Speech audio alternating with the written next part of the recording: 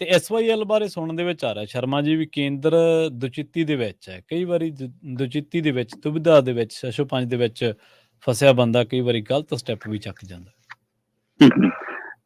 ਦੇਖੋ ਐਸਵਾਈਐਲ ਦੇ ਉੱਤੇ ਲਗਾਤਾਰ ਮੀਟਿੰਗਾਂ ਦਾ ਦੌਰ ਤਾਂ ਜਾਰੀ ਹੈ। ਇੱਕ ਵਾਰ ਫਿਰ ਦੋਏ ਸੂਬਿਆਂ ਦੇ ਮੁੱਖ ਮੰਤਰੀ ਬੈਠਣ ਜਾ ਰਹੇ ਨੇ। ਸਾਡੇ ਜਲ ਸਰੋਤ ਮੰਤਰੀ ਗਜਿੰਦਰ ਸ਼ੇਖਾਵਤ ਹੋਰਾਂ ਦੀ ਅਗਵਾਈ 'ਚ ਬੈਠਕ ਹੋਣੀ ਹੈ। ਆਉਣ ਵਾਲੀ 28 ਤਰੀਕ ਨੂੰ ਇਹ ਬੈਠਕ ਰੱਖੀ ਗਈ ਹੈ, 28 ਦਸੰਬਰ ਨੂੰ। ਤੇ ਇਹਦੀ ਜਾਣਕਾਰੀ ਪਹਿਲਾਂ ਹਰਿਆਣੇ ਵਾਲੇ ਪਾਸਿਓਂ ਨਿਕਲ ਕੇ ਆਈ। ਮਨੋਹਰ ਖੱਟਰ ਨੇ ਇਹਦੀ ਜਾਣਕਾਰੀ ਸਾਂਝੀ ਕੀਤੀ ਕਿ ਪੰਜਾਬ ਤੇ ਹਰਿਆਣਾ ਇੱਕ ਵਾਰ ਫਿਰ ਐਸਵਾਈਐਲ ਦੇ ਮੁੱਦੇ ਤੇ ਬੈਠੇਗਾ ਤੇ ਜਿਹਦੀ ਵਿਚੋਲਗਿਰੀ ਜਾਂ ਪ੍ਰਧਾਨਗੀ ਗਜਿੰਦਰ ਸ਼ੇਖਾਵਤ ਕਰਨਗੇ। ਤੇ ਅਸੀਂ ਇਹ ਮੀਟਿੰਗ ਕਰਨ ਜਾ ਰਹੇ ਹਾਂ, ਮੈਂ ਸ਼ਾਮਲ ਹੋਊਂਗਾ, ਮੇਰੇ ਅਧਿਕਾਰੀ ਵੀ ਨਾਲ ਸ਼ਾਮਲ ਹੋਣਗੇ। ਤੇ ਉਹ ਤੋਂ ਬਾਅਦ ਪੰਜਾਬ ਦੇ ਮੁੱਖ ਮੰਤਰੀ ਹੋਰਾਂ ਦੇ ਹਵਾਲੇ ਨਾਲ ਵੀ ਆਏ ਕਿ ਬਿਲਕੁਲ ਮੀਟਿੰਗ ਤਾਂ ਸੱਦੀ ਗਈ ਆ ਤੇ ਮੀਟਿੰਗ 'ਚ ਮੈਂ ਵੀ ਜਾਊਂਗਾ ਤੇ ਮੇਰੇ ਅਧਿਕਾਰੀ ਵੀ ਜਾਣਗੇ। ਪਰ ਅਸੀਂ ਇਹ ਦੱਸ ਦਈਏ ਕਿ ਸਾਡੇ ਕੋਲ ਪਾਣੀ ਹੈ ਨਹੀਂ ਦੇਣ ਨੂੰ। ਤੇ ਜੇ ਕੋਈ ਹੋਰ ਹੱਲ ਲੈ ਕੇ ਆਇਆ ਹੋਊਗਾ ਮਤਲਬ ਕੇਂਦਰ, ਫਿਰ ਉਹਦੇ ਬਾਰੇ ਸੋਚਾਂਗੇ। ਫਿਲਹਾਲ ਸਾਡਾ ਸਟੈਂਡ ਸਪਸ਼ਟ ਹੈ ਕਿ ਸਾਡੇ ਕੋਲ ਵਾਧੂ ਦੇਣ ਨੂੰ ਪਾਣੀ ਨਹੀਂ, ਪਰ ਅਸੀਂ ਮੀਟਿੰਗ ਤੋਂ ਨਹੀਂ ਭੱਜਦੇ, ਅਸੀਂ ਮੀਟਿੰਗ ਚਾਹਾਂਗੇ। ਠੀਕ ਹੈ। ਇਹ ਸਭ ਦੇ ਦਰਮਿਆਨ ਇੱਕ ਦੁਵਿਧਾ ਨਜ਼ਰ ਆ ਰਹੀ ਹੈ ਕੇਂਦਰ ਦੀ। ਮੂਹਰੇ ਹੈਗੀਆਂ ਲੋਕ ਸਭਾ ਚੋਣਾਂ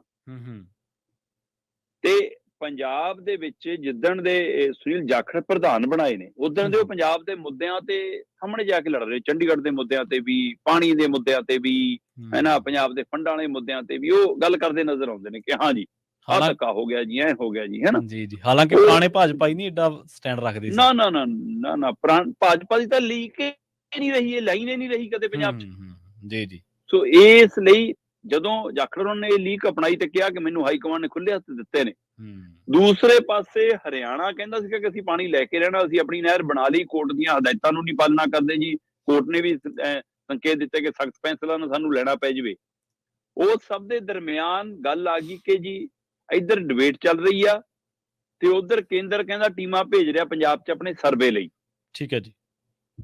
ਤੇ ਉਹ ਸਰਵੇ ਵਾਲੀਆਂ ਟੀਮਾਂ ਕੇਂਦਰ ਨੇ ਫਿਲਹਾਲ ਰੋਕ ਲਈਆਂ। ਪ੍ਰਵੀਨ ਜੀ, ਕੀ ਉਹ ਜਾਖੜ ਦੇ ਕੋਈ ਸੁਨੇਹੇ ਤੋਂ ਬਾਅਦ ਰੋਕੀਆਂ? ਕੀ ਉਹ ਲੋਕ ਸਭਾ ਚੋਣਾਂ ਦੇ ਡਰ ਨੇ ਰੁਕਵਾਈਆਂ? ਇੱਕ ਪਾਸੇ ਭਾਜਪਾ ਸੋਚਦੀ ਹੈ ਕਿ ਐਸਵਾਈਐਲ ਦੇ ਮੁੱਦੇ ਤੇ ਜੇਕਰ ਖੁੱਲ ਕੇ ਗਾਂਹ ਵਧੀਏ ਤਾਂ ਸ਼ਾਇਦ ਹਰਿਆਣਾ 'ਚੋਂ ਸਾਨੂੰ ਕਿਸਾਨ ਵੋਟ ਆ ਜਾਵੇ, ਹੈਨਾ, ਖੇਤੀਬਾੜੀ ਕਰਨ ਵਾਲਿਆਂ ਦੀ ਵੋਟਾਂ ਸਾਨੂੰ ਆ ਜਾਣ। ਦੂਏ ਪਾਸੇ ਉਹਨਾਂ ਨੂੰ ਏਜੰਸੀਆਂ ਦੱਸਦੀਆਂ ਕਿ ਜੋ ਮਰਜ਼ੀ ਕਰ ਲਓ, ਕਿਸਾਨ ਤਾਂ ਨਹੀਂ ਤੁਹਾਨੂੰ ਛੇਤੀ ਵੋਟ ਪਾਉਣ ਲੱਗੇ, ਕਿਉਂਕਿ ਜੋ ਕੁਝ ਤੁਸੀਂ ਉਹਨਾਂ ਨਾਲ ਕੀਤਾ 1 ਸਾਲ ਬਿਠਾ ਕੇ ਧੱਕਾ, ਉਹ ਤਾਂ ਨਹੀਂ ਤੁਹਾਡੇ ਨਾਲ ਆਉਂਦੇ। ਉਹ ਫਿਰ ਇਹਨਾਂ ਨੂੰ ਲੱਗ ਜਾਂਦਾ ਜੇ ਹਰਿਆਣੇ ਦਾ ਕਿਸਾਨ ਵੀ ਨਹੀਂ ਆ ਰਿਹਾ ਤੇ ਅਸੀਂ ਪੰਜਾਬ ਦਾ ਵੋਟ ਬੈਂਕ ਵੀ ਨਾ ਨਾਰਾਜ਼ ਕਰ ਲਈ। ਕਿਸਾਨ ਤਾਂ ਕਿਸਾਨ, ਪੰਜਾਬ ਦਾ ਆਮ ਵੋਟ ਬੈਂਕ ਵੀ ਕਹੂਗਾ ਕਿ ਐਸਵਾਈਐਲ ਦੇ ਮੁੱਦੇ ਤੇ ਧੱਕਾ ਕਰ ਗਈ ਜੀ ਭਾਜਪਾ, ਤਾਂ ਅਸੀਂ ਕਿਉਂ ਵੋਟ ਪਾਈਏ। ਇਸ ਲਈ ਉਹ ਕਹਿੰਦੇ ਕਿ ਉਹ ਦੋਵੇਂ ਪਾਸੇ ਦੁਵਿਧਾ 'ਚ ਨੇ। ਠੀਕ ਹੈ। ਇਸ 'ਚੋਂ ਗੱਲ ਨਿਕਲਦੀ ਹੈ ਕਿ ਆਪਾਂ ਫਿਲਹਾਲ ਇਸ ਮਾਮਲੇ ਨੂੰ ਠੰਡੇ ਵਾਸਤੇ 'ਚ ਪਾਓ, ਚੋਣਾਂ ਤੋਂ ਬਾਅਦ ਦੇਖਾਂਗੇ। ਕੇਂਦਰ ਇੱਕ ਪਾਸੇ ਮੀਟਿੰਗਾਂ ਕਰ ਰਿਹਾ ਦਿਖਾ ਕੇ ਕਿ ਅਸੀਂ ਜੀ ਸਮਝੌਤੇ ਰਾਹੀਂ ਹੱਲ ਕੱਢਣਾ ਚਾਹੁੰਦੇ ਹਾਂ, ਅਸੀਂ ਸਾਂਝੇ ਤੌਰ ਤੇ ਹੱਲ ਕਰਨਾ ਚਾਹੁੰਦੇ ਹੋ, ਕਿ ਸਖਤੀ ਨਹੀਂ ਕਰਨਾ ਚਾਹੁੰਦੇ। ਦੂਏ ਪਾਸੇ ਜਿਹੜੀਆਂ ਟੀਮਾਂ ਆਉਣੀਆਂ ਸੀ ਉਹਨਾਂ ਨੂੰ ਫਿਲਹਾਲ ਹੋਲਡ ਤੇ ਪਾ ਲਿਆ ਕਿ ਨਾ ਜਾਓ ਭਾਈ, ਆਪਾਂ ਲੋਕ ਸਭਾ ਚੋਣਾਂ ਲੰਘਾ ਲਈ, ਉਹ ਤੋਂ ਬਾਅਦ ਦੇਖਾਂਗੇ। ਸੋ ਇਸ ਲਈ ਕੇਂਦਰ ਇਸ ਦੁਵਿਧਾ 'ਚ ਹੈ ਕਿ ਪੰਜਾਬ 'ਚੋਂ ਕੁਝ ਖੱਟਿਆ ਜਾਣਾ ਕਿ ਨਹੀਂ, ਹਰਿਆਣੇ 'ਚੋਂ ਜੋ ਖੱਟਿਆ ਜਾਣਾ ਕਿਤੇ ਉਹ ਵੀ ਨਾ ਗਵਾ ਲਈਏ। ਜੇ ਕਾਰਵਾਈ ਪਾਉਨੇ ਆ ਤਾਂ ਇੱਧਰ ਅਸਰ, ਜੇ ਨਹੀਂ ਪਾਉਂਦੇ ਉੱਧਰ ਅਸਰ। ਇਸ ਦੁਵਿਧਾ ਦੇ ਵਿੱਚ ਫਿਲਹਾਲ ਐਸਵਾਈਐਲ ਦੇ ਮੁੱਦੇ ਤੇ ਕਾਰਵਾਈਆਂ ਤੋਂ ਪਿੱਛੇ ਹਟ ਰਿਹਾ ਕੇਂਦਰ ਤੇ ਪਰ ਮੀਟਿੰਗਾਂ ਦਾ ਦੌਰ ਜਾਰੀ ਹੈ ਜੀ। 28 ਤਰੀਕ ਵਾਲੀ ਮੀਟਿੰਗ ਦੇ ਵਿੱਚ ਕਿੱਧਰ ਦਾ ਰੰਗ ਉੱਭਰਦਾ ਇਹ ਦੇਖਦੇ ਆ। ਪਰ ਮੁੱਖ ਮੰਤਰੀ ਸਾਹਿਬ ਕਹਿੰਦੇ ਆ ਕਿ ਮੈਂ ਸਟੈਂਡ ਤੇ ਕਾਇਮ ਆ ਕਿ ਪਾਣੀ ਦੀ ਬੂੰਦ ਨਹੀਂ ਨਾ ਦਿਆਂਗੇ। ਤੇ ਅਗਲੀ